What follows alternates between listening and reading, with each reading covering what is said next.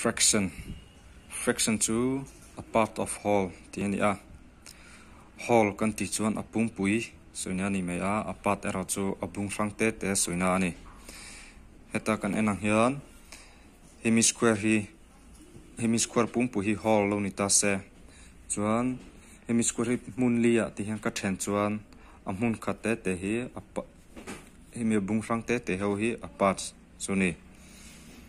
chuan heitila square a hian mun lia ka then ta a mun ni ka ti dum ta a him hi fraction ka zia don chuan pali zinga panni ka ti dum awangin 2/4 te in ka zek the ata example kan huang hian fraction hoi chu number achung le hnoya om 1/2 3/7 8/5 11/3 hetiang ho hi fraction ania number achung lam pangjok hi numerator kan tia chuan an hoi jok number hi denominator ani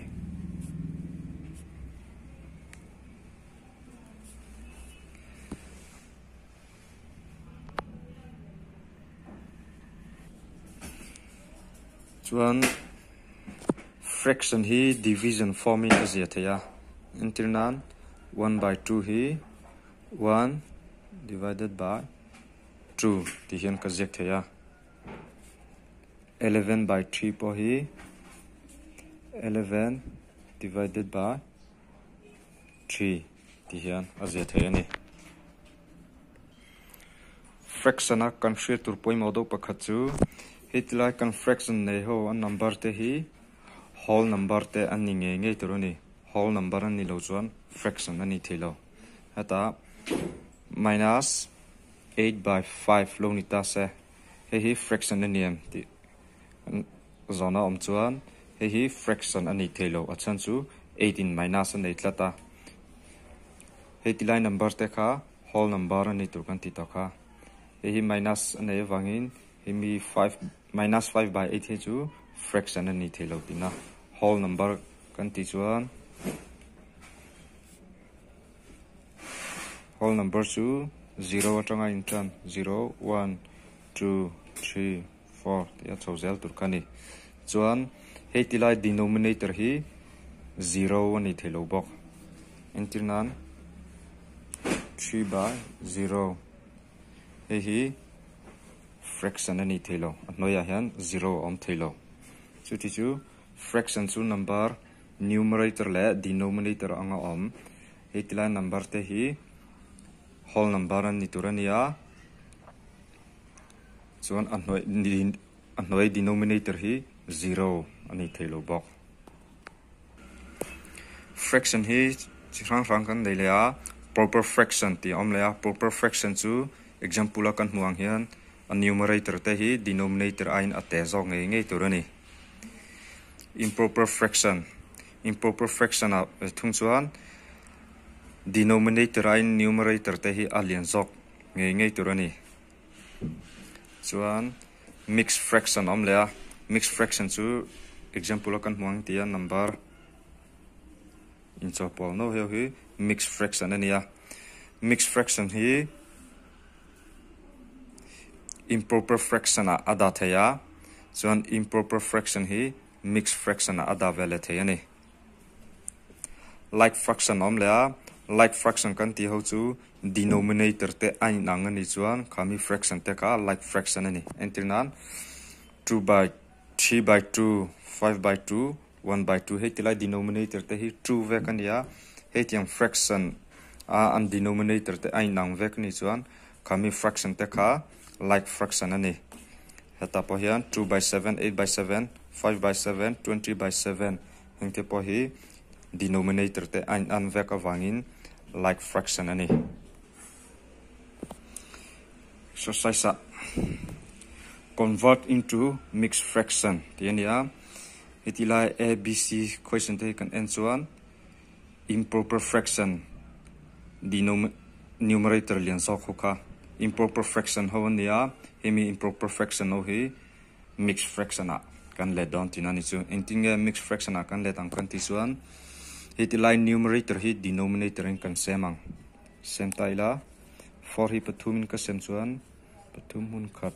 pathum khat chunga chuti chu azia dan tur chu mixed fraction a da dan tur chu equation kan zek ma saberanga chuan a remainder chumi nu a divisor ti hian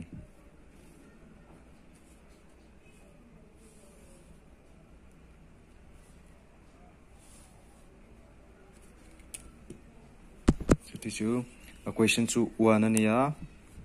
remainder po 1 ania a same to hi 3 ti hian mixed fraction akan da mi don ani noimi b hi ti vela chinila 9 hi 4 in kan sem velang 9 hi 4 in kan sem chuan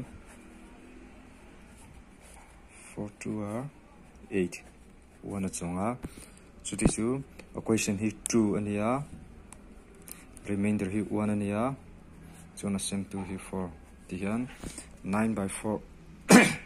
9 over 4 chu 2 1 by 4 tina zia thaini ata sin hi ti vela taila 13 hi 5 in ka sem vela chuan 5 2 are 10 chuan kan pai chuan 3 hi equation ania hi remainder ania hi divisor anta a chuan hi mi form ang hin zia tur kan ti ta kha mixed fraction chu hemi form hin kan zia kan chu ti chu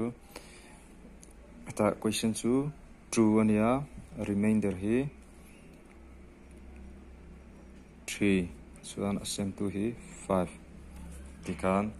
mixed fraction in da me don ani test log ang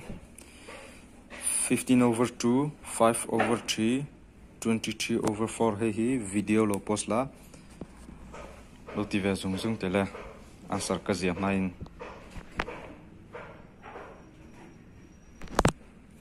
hi chu 2 in ka sem chuan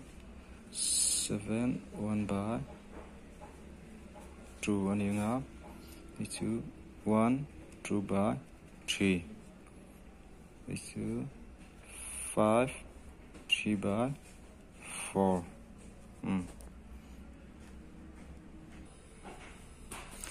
tuna kan zona le thung chu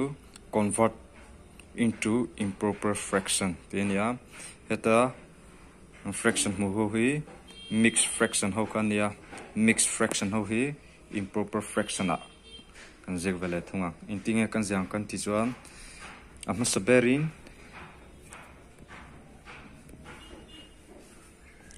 true le denominator true le 3 le asirmi 2 hi kan va puntirang chumi ron chok le achungmi hi kan beleng 3 le 2 hi ka puntiranga chumi ron chok le heta achungmi nen hian ka beleng tian 2 le 3 ka puntir chuan 6 ania 6 le 1 ka bel chuan 7 chuti chu 7 by 3 hei tilai denominator hi chu ngai ngai lo zia phei le tur ani tuna kan ti yang tho kan ti le tai la true le asirmi hi ka va puntir le anga chuan chumi rom chuak le achumi 1 nen hian ka bel leang true le 4 ka puntir chuan 8 ania 8 le 1 ka bel chuan 9 chuti chu emi mixed fraction hi 2 over 9 tin lo chok don chu 3 hi ti vele taila 3 le asirmi 7 ka puntir chuan 21 ania 21 le achungmi panni ka bele chuan 23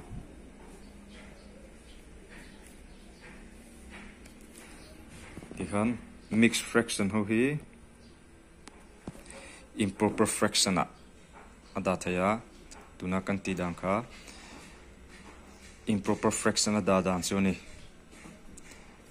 a number ka chu eng polo ni ro se ati dang kha kan thiam anga ya ati dan ber kan thiam to kha chuan number ka chu enganga lian polo om ro se har to lo ni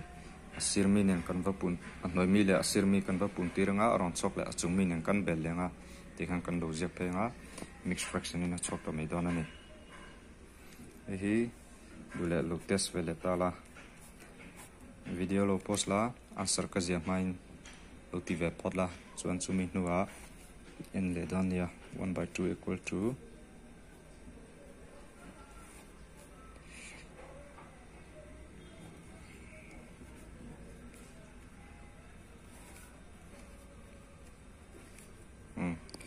Heng patum hi video lo post la ti khan lo ti ve le zung la chuan chumi hnuwa answer lo en le don ya 2 le 3 ka puntir chuan 6 ania 6 le 1 ka bel chuan 7/2 tin ka zek ya 2 le 10 ka puntir chuan 20 le 1 ka bel chuan 21/2 hi 3 le 11 ka puntir chuan 33 plus 2 chu 35/3